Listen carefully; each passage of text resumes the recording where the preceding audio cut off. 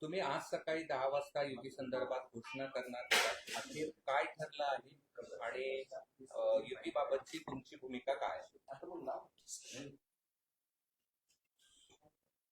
संभाजीनगर महानगरपालिकेत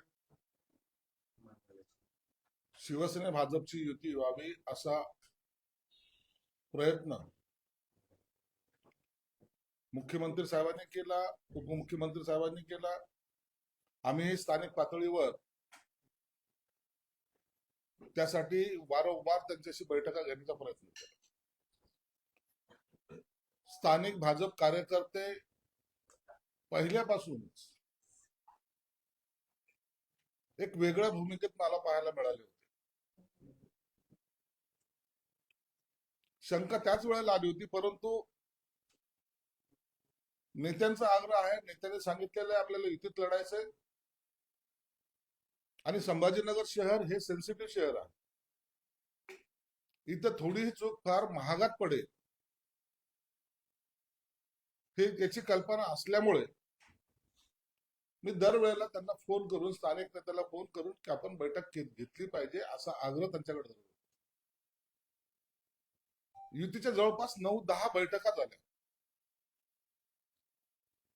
यामध्ये एक बैठक तर बावनकुळे साहेबांबरोबर सुद्धा झाली. शेवटची बैठक नाही म्हणता येणार, परंतु संपर्कामध्ये देवेंद्र फडणवीस साहेब होते, एकनाथ शिंदे साहेब होते, त्यांच्याशी सुद्धा संवाद झाला. जागा वाटपाचं ठरलं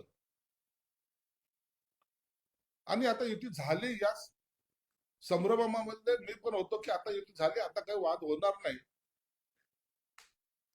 परंतु सकाळी जेव्हा त्यांनी प्रस्ताव द्यायचा होता जागेचा, मुद्दामून त्यात मेक मारायचा प्रयत्न केला, जेणेकरून शिवसैनिकांमध्ये बेचैनी होईल, शिवसेनेच्या जागा सोडल्या गेल्या असं चित्र तयार होईल. आणि तसा प्रस्ताव त्यांनी माझ्याकडे काल दुपारी 4:30 वाजता आणला.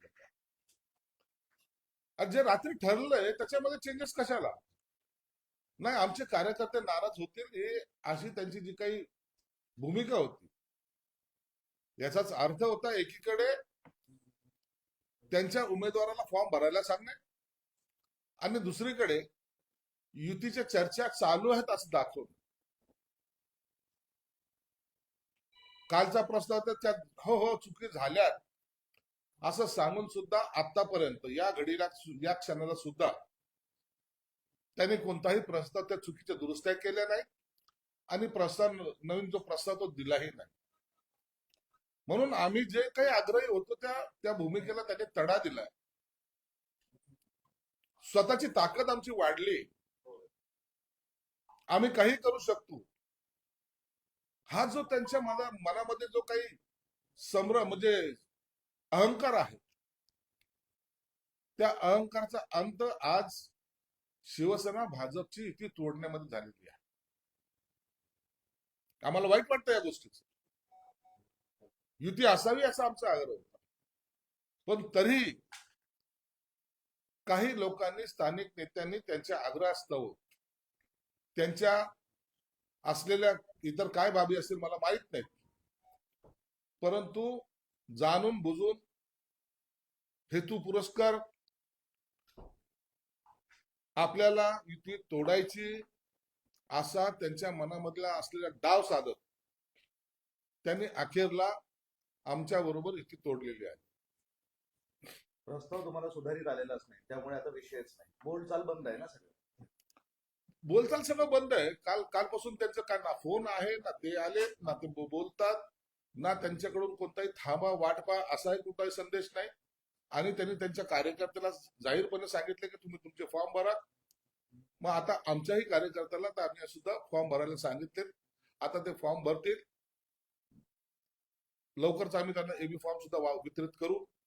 परंतु झालं ते चुकीचं आणि भाजपच्या हट्टापायी झालं एवढं मात्र निश्चित आहे. नाही, कुठल्या मुद्द्यावर हे सगळं बिनसलं का केवळ अहंकार? त्यांचा अहंकार, दुसरं काहीच नाही. जेव्हा मुख्यमंत्र्यांनी सांगितल्यानंतर ज्या जागा वाटप झाल्या होत्या त्या जागेवर सुद्धा सकाळी त्यांनी तिढा निर्माण करणं याचा अर्थ असा होतो की त्यांना जाणून बुजून युतीमध्ये कुठेतरी ती तुटलीच कशी पाहिजे या पद्धतीने त्याने केलेलं आहे. म्हणजे तुम्हाला असं वाटतं तुम्हाला खेळवण्याचा प्रयत्न केला पुढे या निश्चित खेळवलं गेलं. निश्चित या स्थानिक नेत्यांनी खेळवायचा प्रयत्न केला. अंधारात ठेवून आपण आपला हेतू साध्य करायचा, आपल्या मुलाखती चालू ठेवायच्या, आपल्या उमेदवाराला सांगून ठेवायचं आणि आम्हाला गाफील ठेवून मग ऐन वेळेला आमची धावपळ होईल या पद्धतीचा प्रयत्न त्यांनी निश्चित केलेला आहे. पण तुमची तयारी तशी केली होती का नाहीच केली होती? तुम्ही त्यांच्याच विश्वासावर भरोशावर बसले होते? हे बघा, आम्ही थोडा विश्वास ठेवणारे लोक आहोत. एखाद्याला शब्द दिला ना ते पाळणारे लोक आहोत. आणि हे सगळं तुम्हाला माहिती आहे. एकनाथ शिंदे साहेब जेव्हा बोलतात तर त्या टायमाला त्या शब्दाला एक किंमत असते आणि त्याच पद्धतीचा आम्ही इथं बर्ताव केला. आम्ही त्यांचं त्या पद्धतीने वागत गेलो. आता मुळामध्ये जेवढ्या फॉर्म भरायचे त्यामध्ये सुद्धा काही ठिकाणी आम्हाला ती अडचण यांची शक्यता नाकारता येते. तुम्ही म्हणतायत की आम्ही विश्वास ठेवणार आहे, मग भाजप विश्वास ठेवण्याचा नाहीये. आता त्यांनी काय विश्वासघात केला म्हणा की त्यांनी त्यांची पॉलिसी अशी होती हे मला सांगता येणार नाही. परंतु त्यांच्याकडूनच युती तुटली गेली एवढं मात्र निश्चित आहे. असं आहे की तुम्ही कुणी युती तोडली? भाजपच्या कोणत्या नेत्यांनी तोडली का सगळ्यांनीच तोडली? कोण कोण हे जबाबदार? सगळं जॉईंट असत हो. कोण कोण जबाबदार? कोणी काय बोलायचं कोणी काय बोलायचं हे सगळं ठरवतात ते. आणि ते मग एकाने एका वेळेला बोलायचं, दुसऱ्या वेळेला बोलायचं, तिसऱ्या वेळेला बोलायचं, असं करून मग आम्ही सगळं एकत्र बसतो म्हणायचं. मग ते त्यांची बैठक कधी होत असते परंतु त्या बैठकीमध्ये आणखीन ठरलं नाही असं शेवटला वाक्य फेकायचं. हे सगळं विचित्र होतं, अत्यंत विचित्र होतं. युतीचे विलन कोण आहेत तुमच्यामध्ये भाजपातले नेते? विलन काय, आता आम्ही इतरच्या स्थानिक नेत्यांच्याच दोषामुळे किंवा त्यांच्या अहंपणामुळे त्यांच्या अहंकारामुळे ही ती तुटली एवढं निश्चित आहे. पण मुख्यमंत्र्यांसोबत जी बैठक झाली होती त्यात नेमकं काय ठरलं होतं आणि ते त्या इथल्या नेत्यांना मान्य का झालं? आता मुख्यमंत्री साहेबांतर्फे एक दूत आले होता. त्याच्याकडे जवळपास परवा रात्रीच 3:45 वाजेपर्यंत या सगळ्या बैठकांमध्ये आमचं बोलणं चालू होतं. मुख्यमंत्री साहेबांनी जे काय 1-2 जागाचा हट्ट त्यांचा आमचा होता त्याच्यामध्ये समाधानकारक तोडगाही काढला होता. परंतु सकाळी पुन्हा फक्त तुम्हाला ती मुख्यमंत्री साहेबांनी दिलेला जो काही फॉर्म्युला होता त्याच्यावर फक्त तो कागदावर उतरून आमच्याकडे आणायचा होता. परंतु जाणून बुजून, मी मुद्दाम सांगतो, जाणून बुजून युती तुटेल कशी यामुळेच त्यांनी हा सगळा विलंब लावला. म्हणजे आणि त्यांनी मुख्यमंत्र्यांचं ऐकलं नाही. मांडलं नाही. नाही ऐकलं, हे स्पष्ट होतंय. मुख्यमंत्र्यांचा पाठिंबा होता या सगळ्यांना. नाही, मुख्यमंत्री साहेबांशी माझं स्वतः बोलणं झालं. एकनाथ शिंदे साहेब, मुख्यमंत्री साहेब मुंबईच्या चर्चेमध्ये होते. ठाण्याची काही चर्चा तिकडे चालू होत्या. त्या दोन्ही नेते एका ठिकाणी असल्यानंतर दोन्ही नेत्यांनी माझ्याशी बोललो होते. आणि एवढं सर्व झाल्यानंतर यांच्याकडं का हे असं केलं हेच आताही कळायला मार्ग नाही. तुम्ही भाजपची नेते महागात पडेल, एकत्र नाही आलं तर महागात पडेल असं मी बोलताना दरवेळेला सांगतोय, कसं महागात पडेल? दरवेळेला सांगतोय, युतीमध्ये लढा. आपल्यामध्ये असलेल्या जनतेचं जे काही भावना आहे ती समजून घ्या. त्यांना महायुतीला मतदान करायचंय, परंतु तुम्ही त्यांच्या मताचा अनादर करत असाल तर ते महागातच पडणार. मग आता कोण कुठे जायचं, कुणाला मतदान करायचं या संभ्रमामध्ये तुम्ही आता मतदाराला आणण्याचा प्रयत्न करताय. परंतु मतदार जो आहे तो जागृत आहे, तो योग्य त्या ठिकाणीच मतदान करेल. आता तुमचा हा भाजपबरोबर आहे, तुमच्या विरोधात, तर आता तुम्ही भाजपची तशी लढत लढणार आणि किती जागांवर लढणार? हे बघा, आता ही लढाई या लढाईमध्ये जसा प्रतिस्पर्धी वार करेल त्याला त्याच पद्धतीचं उत्तर दिलं जाईल. शक्यतो एकमेकावर चिखलफेक होऊ नये ही आमची भूमिका असेल. परंतु जर आमच्यावर कोणी चिखलफेक करायचा प्रयत्न केला तर त्याच पद्धतीने त्याला उत्तर सुद्धा दिले जाईल. किती जागा लढवणार? आता आम्ही सर्वजण आमचे प्रमुख नेते बसलेले आहेत, माझे जे सगळे सहकारी आहेत, आम्ही सर्वजण आता एक एक सर्वांना बोलून त्याचा फॉर्म भरणे, त्यांना बी फॉर्म देणे याची प्रक्रिया आता एक अर्धा तासानंतर सुरू करतोय. तुमची अडचण झाली शेवटच्या दिवशी आता सगळं अर्ज दाखल करण्यासाठी उमेदवारांची पळापळ? हे बघा आता हे ठीक आहे, थोडी अडचण निश्चित झाली ना. विश्वासाला तडा दिला गेला ना. आमच्या ज्या पद्धतीने आम्ही वागलो त्याला अशा पद्धतीने उत्तर मिळेल असं अपेक्षित सुद्धा नव्हतं. आता मैत्रीपूर्ण लढत की थेट लढत? थेटच लढत ना, आता मैत्रीपूर्ण कसली आहे. देसाई साहेब, भाजपचे कार्यकर्ते मुख्यमंत्र्यांच्या परमिशन करू शकतात असं वाटतं तुम्हाला? भाजपच्या कार्यकर्ते कुठलाही निर्णय घेऊ शकत नाही मुख्यमंत्र्यांच्या परमिशन? हे आता तुम्हाला काय समजायचं, त्याच्यातून काय अर्थ काढायचा हा तुमचा विषय. परंतु मी जे काय त्यांच्याशी संवाद साधला, मी जे काय बोललो ते मी तुम्हाला या माध्यमातून सांगितलेलं आहे.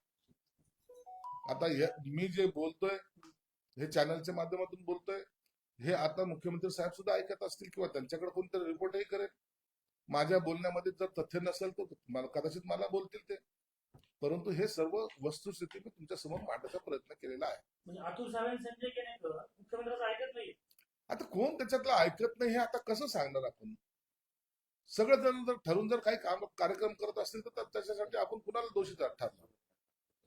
म्हणजे भाजपचा आरोप आहे की तुमच्यात ताळमेळ नाही असं भाजपचा तुमच्यावरच आरोप आहे. त्याचं आता उत्तर आता निवडणुकीमध्ये प्रदीप देशपांडे आमदारकीचा राजीनामा दिलेला आहे, काय सांगा? नाही, कोणी काय राजीनामा देत नाही, काय नाही. आम्ही आमच्यामध्ये खऱ्या अर्थानं नाराजी एवढीच होती की ज्यांच्या बरोबर आपण युती करतोय ते आपल्याला ज्या पद्धतीची वागणूक देत आहेत ते बरोबर नाहीये. ही चीड प्रत्येकाच्या मनामध्ये आली होती. काल तुम्ही पाहिलं माझ्या घरासमोर अनेक शिवसैनिक आले होते, त्यांची तीच भावना होती. आणि म्हणून आमच्यामध्ये असलेले जे काही सर्वांचं मत होतं, आता ते मत एवढ्या टोकाला गेलं होतं की ते फसवतायत आणि तुम्ही फसला जाताय. संभाजीनगर में आपकी युति टूट गई है. संभाजीनगर में हम महानगर पालिका के चुनाव क्षेत्र में युति में लड़ना चाहते थे. मैंने बार बार कोशिश की, बार बार सभी नेताओं के घर पे जाके बैठकें ली. वो बड़े छोटे ये उनका जो विवाद था उसमें हम नहीं घुसे, मिलके लड़ते हैं ये हमारी भूमिका थी. करीबन 10 बैठक होने के बावजूद भी वो निर्णय नहीं ले पाए. आखिर मुख्यमंत्री और उप मुख्यमंत्री ने इसमें निर्णय लिया था, लेकिन तो भी दूसरे दिन ही ये सब लोग पलट गए. इनके दिल में युति करना नहीं था, ये आज हमें पता लग रहा है. अब इसके वजह से शायद अब हम भाजपा अलग लड़ेगी, शिवसेना अलग लड़ेगी. सर, आपको लगता है कि स्थानिक जो नेता थे बीजेपी के उन्होंने दगाबाजी की है? ये स्थानिक नेताओं का ही काम है. स्थानिक नेताओं ने ही ये सब किया है. एक उनका नेता कुछ अलग बोलेगा, दूसरा नेता कुछ अलग बोलेगा, और युति का जो प्रस्ताव देना चाहिए वो आखिर तक नहीं देना, और दिया भी तो उसमें कुछ ना कुछ कमियां रखने की, जिसकी वजह से और बातें आगे बढ़ते रहे. टाइम किलिंग जिसको बोलते हैं वो करने की कोशिश भाजपा ने की, और उसके वजह से उनको ऐसा लग रहा था आइन वक्त पे हम शिवसेना को अड़चन में लाएंगे, लेकिन वैसा नहीं. हम हमारी तैयारी भी कर चुके हैं. सर, बताया जा रहा है कि मराठवाड़ा के जितने भी नगर निगम है वहां पर क्या इसी तरह की स्थिति है? सभी तरफ ऐसा किया गया. आप देखते होंगे कि हर जगह पे कुछ छोटे छोटे बातों की वजह से युति तोड़ी गई है, और मुझे लगता है कि अगर इसी तरीके से रहा तो इसका फटका जरूर उनको मिलेगा. राज्यात सगळीकडे असं आहे की तुमच्यावरती खापर फोडलं जात आहे असं भाजपाचं मत आहे, आमच्यावर खापर फोडलं जात आहे. तुमच्या अंतर्गत राजकारणामुळे तुम्ही युती तोडताय असा भाजपचा आरोप आहे. भाजपला आता बोलायला लावू नका. या स्थानिक नेत्याला सांगतो थोडा आवर घाला. तुम्ही काय केलंय आता आणखी मी स्पष्ट बोलणं योग्य नाही, म्हणून मी थोडा संयम राखतोय. कसे कुठं कट कारस्थान शिजले याची सुद्धा कल्पना आम्हाला आलेली आहे. परंतु निवडणुकीच्या तोंडावर इतक्या टोकाची चिखलफेक करणं योग्य नाही, म्हणून आम्ही शांत आहोत. पण राज्यात सगळीकडेच हा फॉर्म्युला दिसतोय हो. सगळीकडे नवी तेच मुंबई, आता पुणे, आता सगळीकडे आहे. पुण्यात ही आता या घडीला पुण्यात सुद्धा भाजप आणि शिवसेनेची युती दिसतेय. सगळीकडे तुमची ही अवस्था केली. आमची काही अवस्था केलेली नाही. आम्ही महायुती म्हणून इलेक्शन लढायच्या मनस्थितीत होतो. आता याचा अर्थ असा होत नाही की आम्ही कमजोर आहोत. आम्ही सुद्धा आमच्या पद्धतीने हे सगळ्या निवडणुका लढणार आहोत. याचा परिणाम राज्याच्या राजकारणावर होईल.